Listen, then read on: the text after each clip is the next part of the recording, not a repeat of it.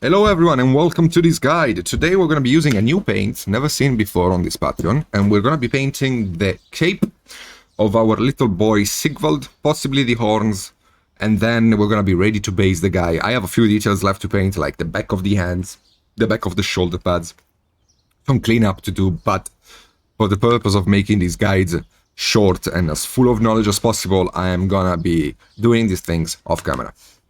We got the model done. Pretty much, kinda. I mean, the metallics and the shield and the weapons. So now we're gonna work on the cape.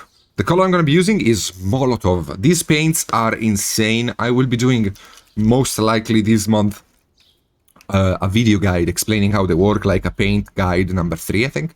Explaining how they work, because they're really worth using. They are great. But anyway, they have immense coverage and they're very thin. So, what makes these paints great is the fact that they cover easily without giving any issue when it comes to chalkiness. So you can do one coat covering things without any chalkiness. Easy. It's amazing. So anyway, the color I'm using, sorry, I have to show that.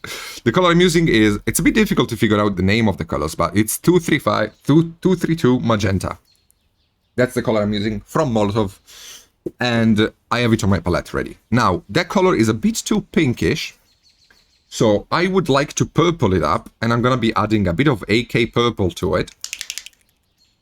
And that's gonna be our mid-tone for the cape. So, we got the two colors, magenta, and you can see that the paint is very thin. We can add some of the purple to it. A bit more magenta, okay. And now we have a paint with a lot of coverage. And we're just gonna be, you can see, cover the cape very quickly. We're gonna paint this color everywhere. This is our mid-tone. We're gonna be shading and highlighting in a moment. But first off, let's start with the mid-tone.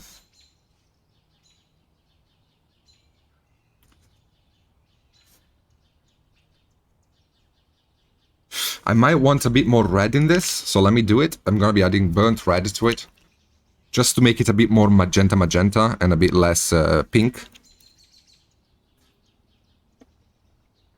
So basically I'm using the body of the Molotov paint as a mixing medium for other paints to gain more coverage and get myself an easier time working on this.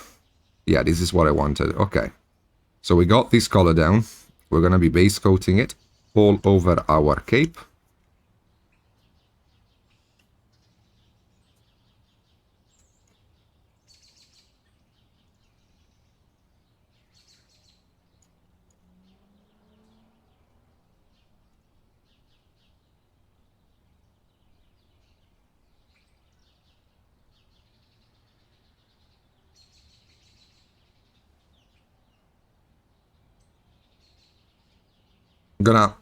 I'm gonna focus this guide on the upper part of the cape, because the bottom part is almost impossible to show on camera. So let's just focus on this instead. It makes a lot more sense to me. So we have two different planes of light to work on. One is the folds of the cape, and the other one is the hairs casting a shadow on the cape itself. So we're gonna be having our light mid-tone, which is this one, which we're gonna be placing on all of the outer part of the cape. And then we're going to be having our shadow mid-tone, which is going to be a darker version of this color that we're going to be placing at the base of the cape.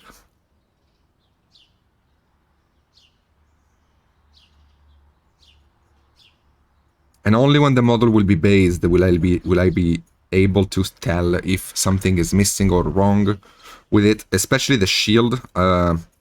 I might have to make changes to the shield, but if I do, you will be the first to know, because you will see it happen on the video where we tackle the base.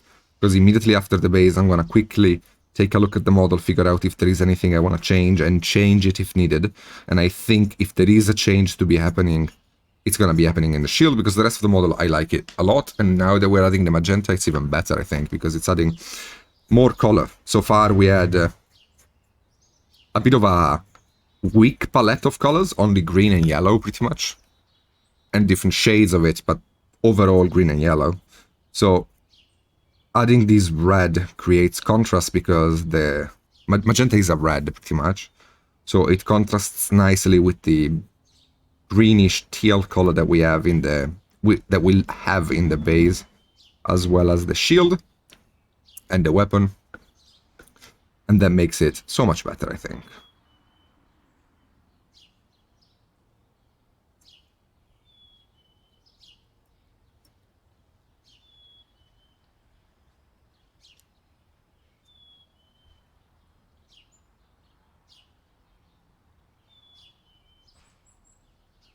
Okay, you can see that thanks to this Molotov paint, we have a pretty insane coverage. We painted a magenta, a fairly light one, over a pretty much a black, and it covered very easily. These Molotov paints are insane, dude, insane. I love to base coat with them, and you'll see me use them a lot during our next guides, because they quickly became part of my arsenal, and I can't really live without them anymore. They are so good. They're so good. Okay, so now that we have our mid-tone, we don't really need to work on much on the bottom of the cape. I mean, we will. I'm gonna be adding, and I can do that just now. I can just mix myself with a burnt red, a bit of black, a bit of magenta, a bit more burnt red. We can get ourselves a very, very dark purple magenta color, and just go and paint it in there to give myself the shadow tone that we were talking about.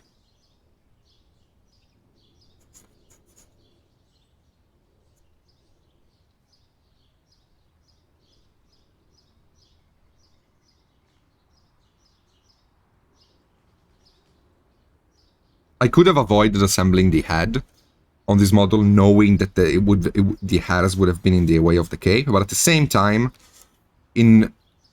it's worth to be lazy sometimes, because, like, at the same time, if nobody's gonna see this part of the cape, then why bother painting it really well, right? Unless you're doing a competition, but even then, the judges will not go look into the recesses of the model, so as long as there is paint there, you're fine, pretty much. So I think we can get away with just doing this. So now we can drag our shadow tone that I have placed in the shadows into the mid-tone, like this. You can see that I'm following the folds of the cape. And we're just going to be placing it everywhere where there isn't a strong forward sculpting thing. A relief in the sculpt. That's what I was trying to say.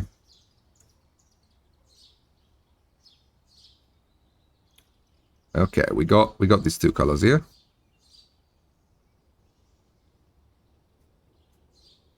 Okay, and now we can just wet blend into Oblivion. So we can... I'm gonna have to remix my original base coat, because I kind of lost it a bit, because I ran out of it. So we can get our original base coat and slap it in there, and get the two colors to wet blend very easily onto this cape.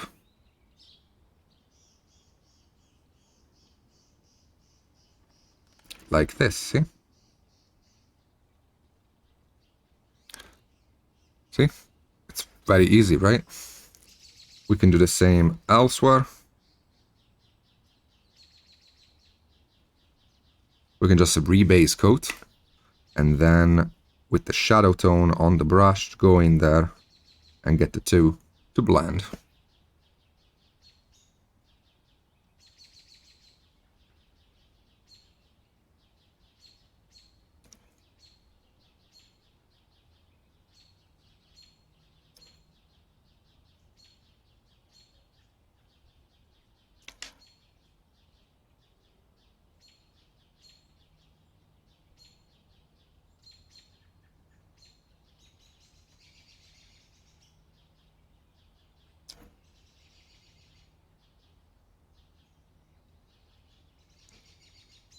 We can reinforce this shadow, of course, by adding more paint in the area of shadow, so that the shadow tone wins over the highlight tone in the blending process.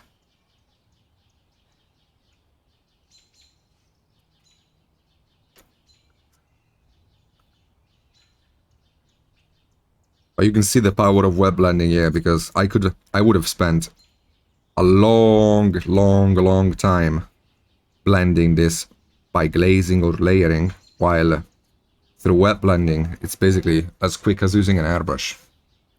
And now we can add ivory to our original base coat mix with a bit of Maple Yellow from Scale, ivory from AK, Maple Yellow from Scale Artist. And we can go and place ourselves the highlight color. For now, we're just placing it, so we're not gonna be wet blending it just yet. We're just placing it in there.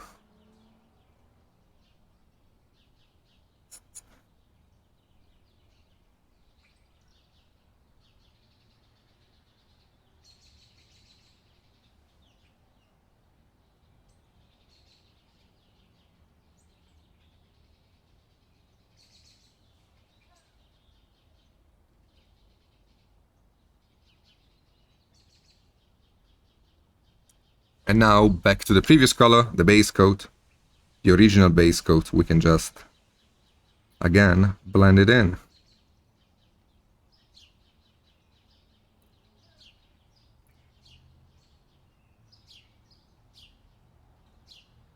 And we can go back and forth between shadow tone, base coat, and highlight to get ourselves the desired effect we want. So we can really modulate the lights just by cleverly wet blending things together.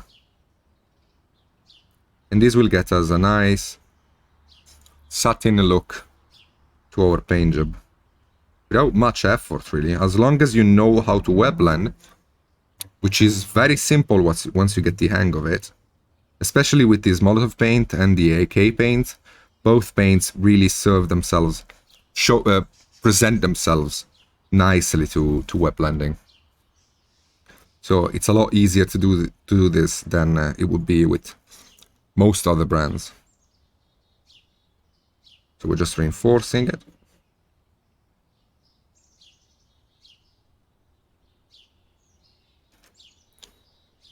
See the difference between these and this?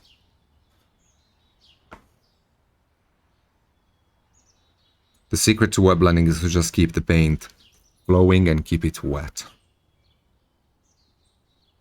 If the paint starts drying, you want to stop. Otherwise, you're going to make a mess and remove paint, and then it's going to be awful. So either you keep it wet, so you move fast, keep adding paint to the mix so that it never really dries, or you wait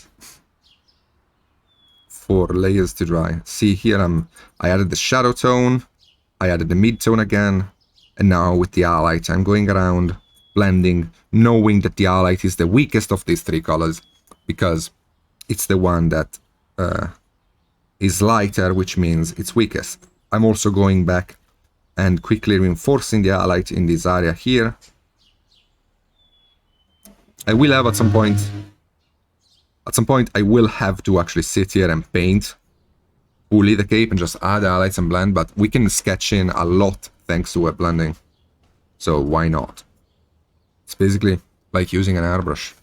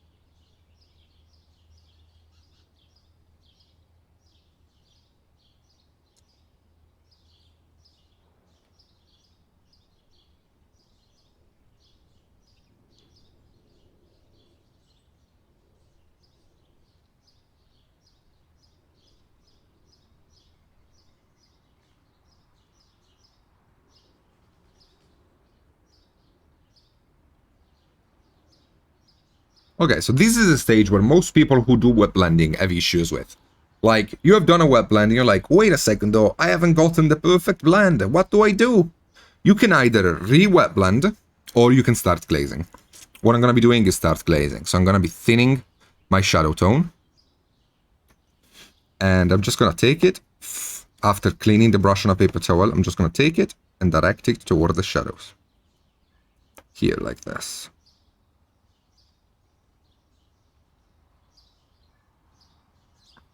And like this. Doing this will blend the mid-tone with the shadow color and will give me a gradient over a couple of layers, of course. I can, of course, make my highlight even lighter, adding more white and a bit of maple yellow. Because if we want this to look kind of satinish, and we can start sketching these highlights in. Again.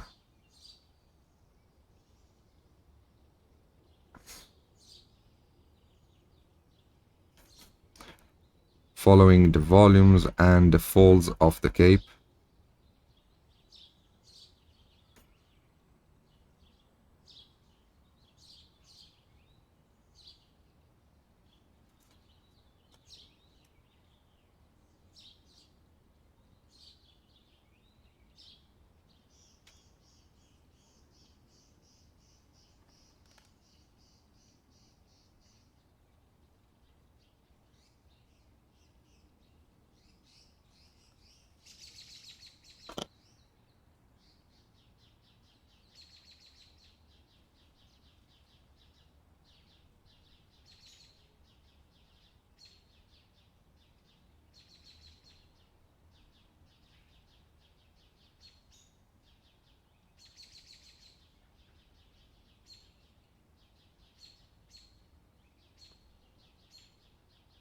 Of course, we need to make sure we have full coverage of these highlights, so we're going to do it again one more time just to get the full coverage that we need to work from. We don't want to have any grayness in our lights. And highlights that don't cover well tend to dry gray, which is awful for what we're looking to get, which is a nice clean highlight. So the best thing to do is just redo the highlight, make sure it covers this time. Usually 2 coats is more than enough to get yourself good coverage, but even if 3 are needed, you do them. Like, don't be lazy. Base coating is the most important stage across any paint job, and when you're doing it on the highlights, it's even more important. And now with the in-between color, you can just go there and place it gently place it between the 2. And from now on, it's all about creating microtones to blend the colors with each other more and more and more.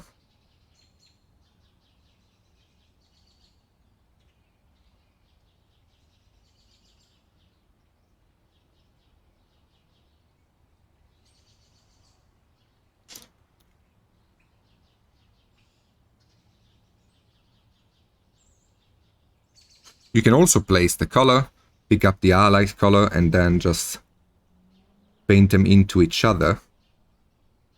So you can do like a local wet blend. That works. There's nothing wrong with that.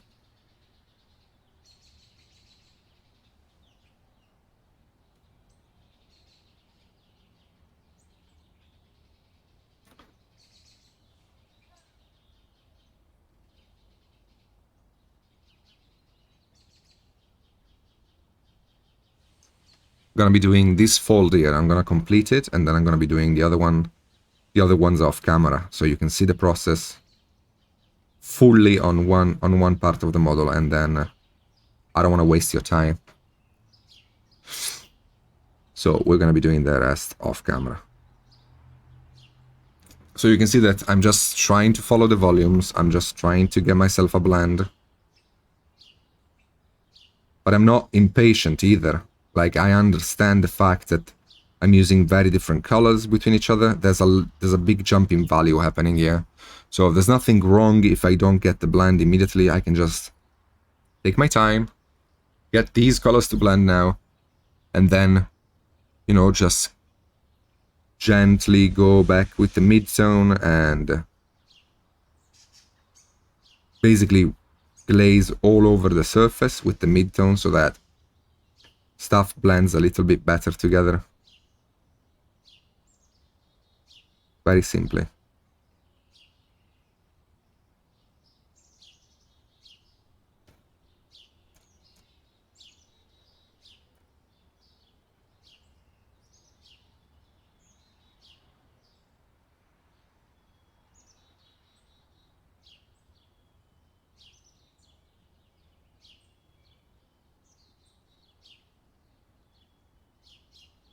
I am now wet blending the glazes. Yes, you can do that if you want. Something that I like doing a lot, actually. You just gotta be careful, because if you overdo this, you're gonna get paint stripped off of the model, and you're gonna have to wait.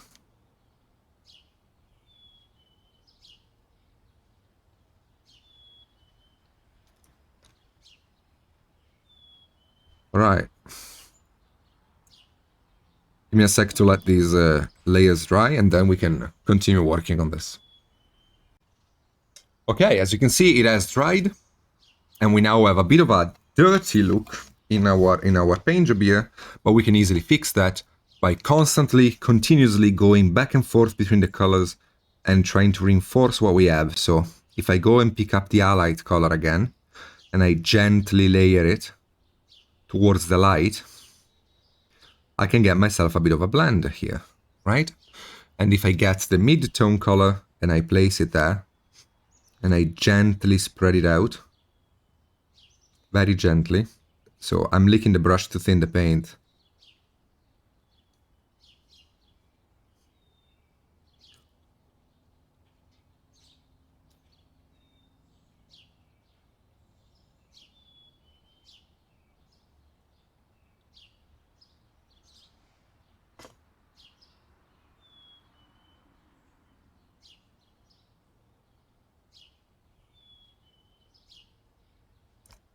See, like this, we are creating a better blend. And all we gotta do is just keep going this direction. Wet blending is amazing, but it's not the only solution to any problem. You can't cure world hunger with wet blending.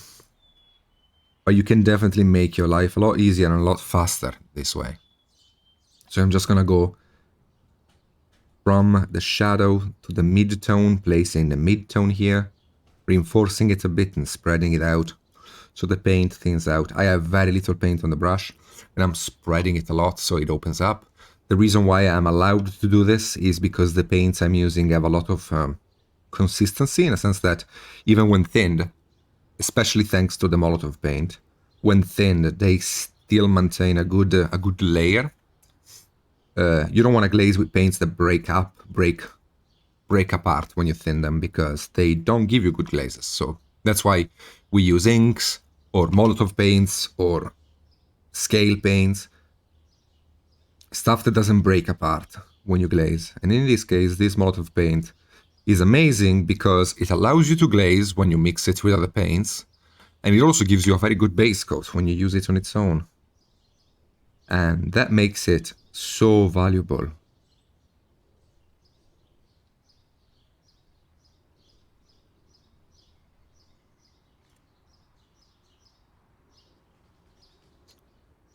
You can see that there's a massive difference between this fold and this fold, but they all were at the same level.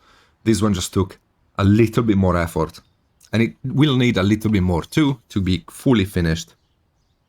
And again, it's all about going back and forth between the three colors you have, the shadow, the mid-tone, and the highlight, and glazing them into each other, you get more and more of a blend. Of course, since you're glazing, you are creating millions of microtones, because you're not really using three colors and that's it. You're also using all of the possible colors in between those three colors as glazes, because the paint will dry a bit differently, right? And doing so, you get a nice, smooth transition, which is what we want. I'm probably going to be highlighting this a little bit more, although, no, I think I'm good, because from the front, we have a good look on the model. If I put too much light on the cape, it will distract a bit too much, I think. So I'm good like this. It's just a matter of clean up right now and then take all of the other folds at the same quality level, and we should be good.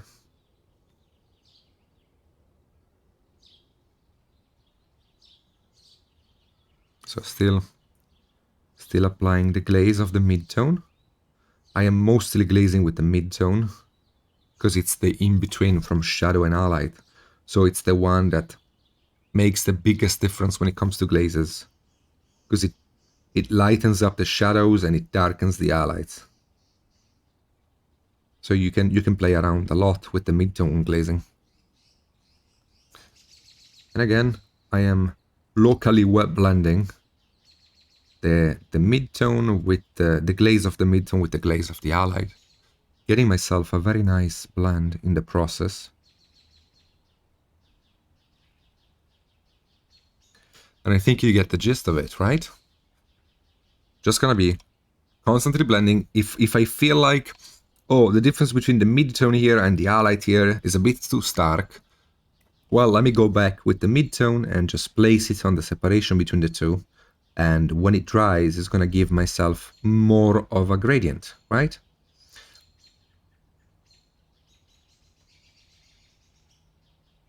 And if I feel like, oh man, I lost the shadow now though, because the mid-tone has gone over the shadow, that's easy. Just go back to the shadow and glaze that one. And if you lose the mid-tone, you go back to the mid-tone. And it's a back and forth like this until you're satisfied. That is all there is to it. Just a bit of patience, a good knowledge of where the light goes, and the technical ability to do it. That is all.